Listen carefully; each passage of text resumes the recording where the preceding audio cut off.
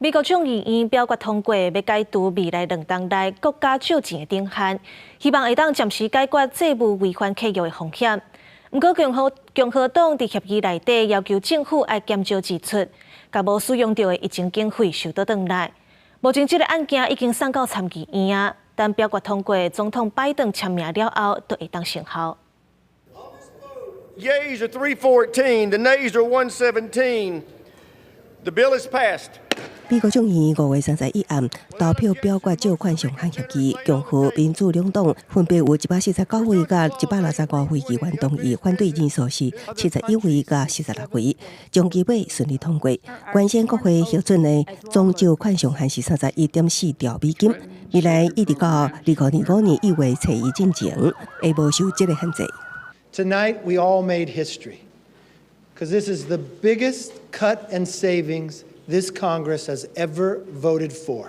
顶礼拜，总统拜登甲共和党籍众议院议长麦卡锡总算达成共识。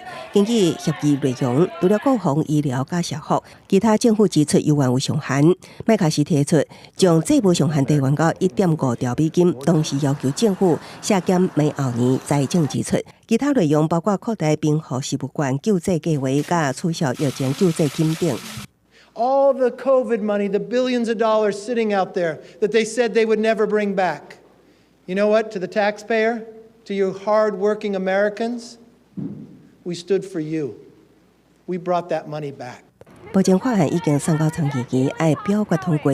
等待总统签署成后，才算解决真需要用的钱。因为美国进前已经动用特别款，财政部表示，若借款上限无法度提悬，美国上紧伫6月7日就会用尽相互债务的资金，引起灾难性的违约。经济下行整理警告，若美国国会无法度及时提悬借款上限，美国政府除了无法度支付军人薪水、养老金支票、债券利息等应付困难之外，可能会造成股市崩盘、经济衰退、失业率抢悬，对全球经济造成真大影响。公司新闻纽约编译。